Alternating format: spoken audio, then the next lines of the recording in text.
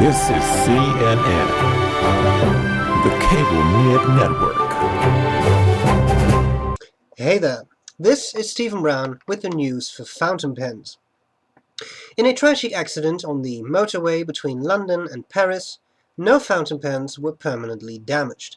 Nevertheless, the nib of one Montblanc Hitchcock was bent. It was sent to Mike Masuyama, who commented, "Yeah, I think I can fix that." Meanwhile, in Appleton, Wisconsin, a truckload of vintage Esterbrook pens was waylaid by a gang of masked highwaymen.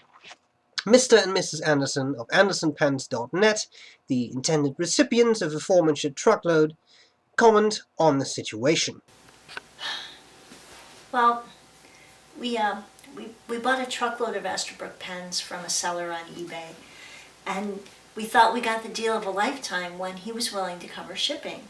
You see, we need a new tour bus to take all of our pens to the U.S. pen shows, and we thought that if we could sell these, we'd be able to cover the cost of the bus. I see. Were there any witnesses of the actual waylaying of the truckload of pens? Well, yes. There was a cyclist who saw the three robbers. They all wore masks, but one of them wore an orange crown, and all three wore strange white buttons with gold crowns on them. I see. Any other leads? No, I'm afraid not. Why would people do such a thing? Yes, why indeed must be ballpoint pen users. Well, good luck. And now for something completely different. Yesterday, Mr. Brian Gray, also known as America's Pen Maker, has won the Red Dot Design Award, the Dutch Design Award, the European Design Award, the Grand Prix du Dessin from l'Académie des Beaux-Arts in Paris, the Japanese Teriyaki Design Award, the London Old Boy Design Award, the Kuala Lumpur Grand Design Prize, the Glasgow Lovely Wee Design Award, and also the Vatican Medal of Outstanding Services for a prototype of his new pen. We now go live to Milan, Ohio. Hi, Stephen. Can you hear me? I can indeed. Congratulations on winning quite a couple of awards. Yes, thank you very much. Let me tell you, it's a huge honor. Quite so. I don't think anyone has ever won so many awards in the span of just one day. Actually, Stephen, it was in the span of one afternoon. Now, from a pen maker's perspective, this is particularly unique. Oh, absolutely. Do you have that new pen that has won so many awards at hand by any chance? Yes, I do. May we see it? No. You know, it's not even finished yet, and I've run out of award storage space, so I don't want to run the risk of getting any more awards. But I'll give you a hint. Demonstrator. We're going to see a demonstrator Edison pen? No, not really. I'll just shoot a video of the pen soon, in which I will hire a professional model to demonstrate the pen. I can tell you, it's going to be great. It's going to be a ballpoint, and it's really amazing at what we've been able to do with... I'm sorry, we seem to have lost the connection there. We'll do our best to re-establish it. I wouldn't keep your hopes up, though. One moment, please. I have just heard that Google has bought the immensely popular Fountain Pen Geeks website.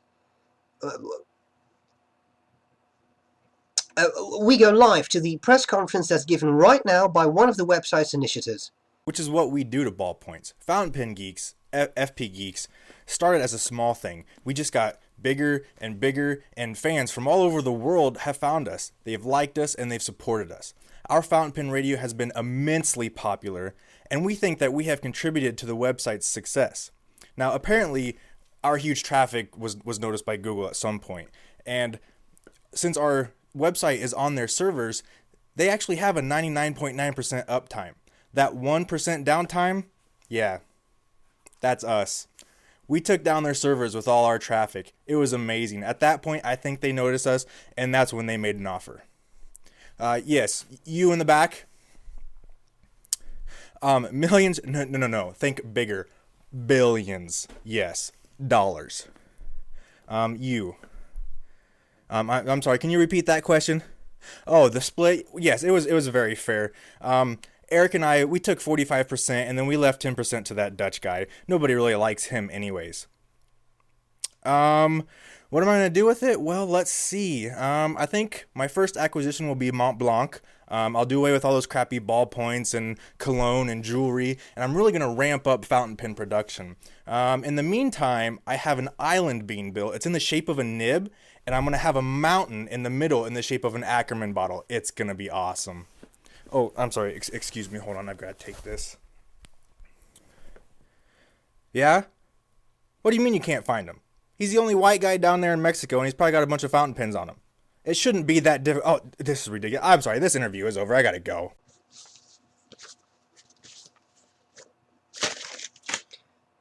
In other news, a large rally of ballpoint pen users has assembled in front of the Goulet Pen Company in Ashland, Virginia. The ballpoint users are protesting against the company owner's strong proliferation of fountain pens in the social media. We now go live to Ashland, Virginia. Mr. Goulet, can you hear me? Yes, Stephen, I'm here. It is my understanding that there is a large crowd of ballpoint pen users in front of your shop protesting. I can actually hear them, and they sound quite rowdy. They're getting pretty rowdy out there. Crowd's been building for a while.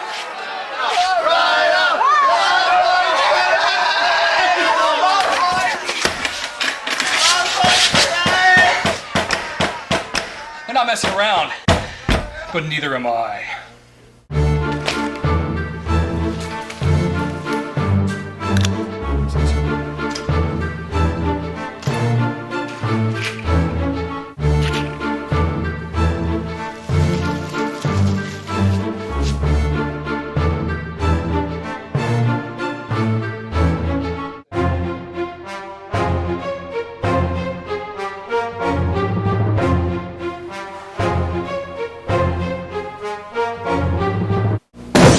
Back to you, Stephen.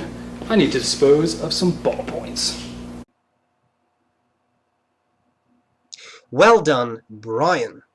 In other news, Queen Elizabeth II of Great Britain has indicated that she has stopped using her trusty Parker 51 and has started to use an Edison Collier and Persimmon Swirl after seeing a peculiarly positive review of this pen on YouTube.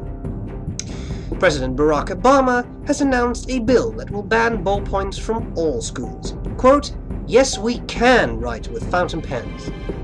Furthermore, Montblanc has taken over Bic and claims that it will now start to produce disposable blue ballpoint pens in a precious resin finish. Then, sports. We now go live to Nibage, Tennessee, where the world's 17th Calligraphy World Championships are being held. Presenting for us and representing us there is Mr. Flexington Steele. Thank you, Stephen. I am Flexington Steele, and we are at the 17th Annual World Calligraphy Championships, and we have just seen Japanese favorite Kobayashi spring a nib. It's an absolute madhouse here as he tried to push the nib as far as it could go to create this magnificent Spencerian script. He has sprung his first nib in his career. This will surely end things for him.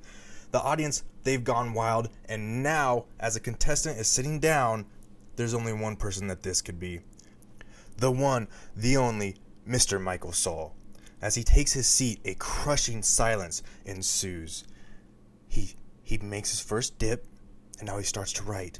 He starts to write a letter. It looks like, it's hard to make out at this point, but it's definitely a P. Yes, it is, definitely a P. And now he's, what is this? I can't. It's a larger. It's just a. Is this a zero? Why would he be making a zero? I don't understand. The crowd is going absolutely nuts. They're just as lost as I am, and now they're starting to throw paper airplanes at each other. What is going on here? So Mr. Soul he's finished the zero, and now he's moving on to something that looks extremely curvaceous. Could it be a U? Could it be a V? It just may well be an A. Well, I can't believe my eyes. Mr. Saul has written a W. Where on earth is he taking us? This is amazing. This is incredible. I've never seen anything like this in 16 years of the World Calligraphy Championship. I've never seen anything like this. This is gorgeous, but it makes no sense.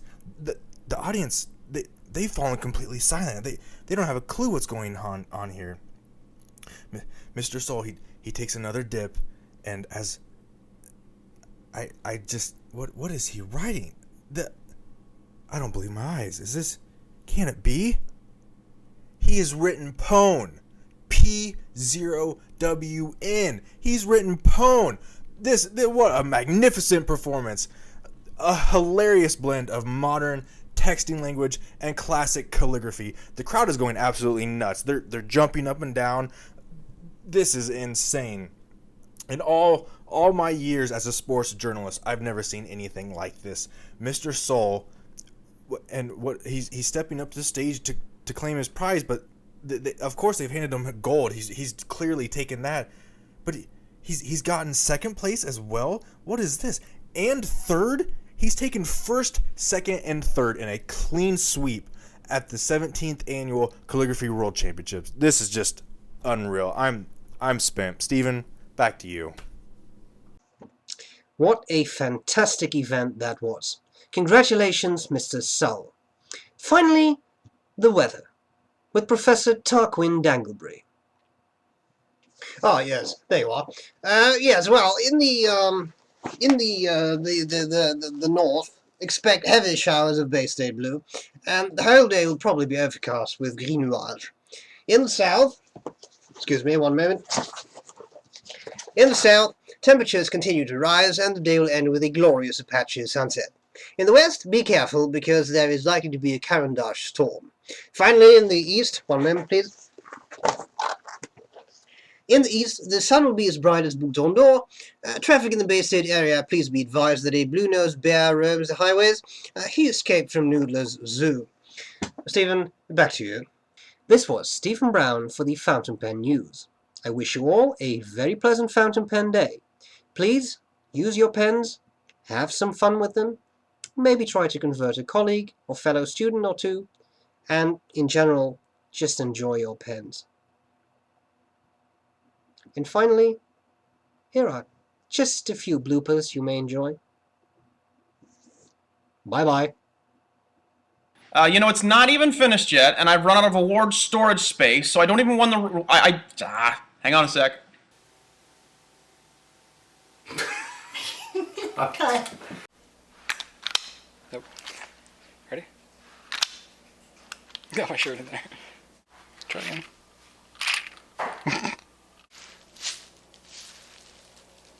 How's that? Nope. Nope.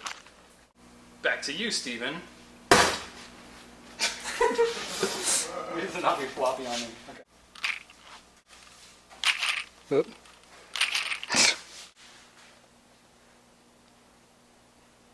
I kind of missed most of my eye, didn't I? That looks good. Does it look good? Hmm?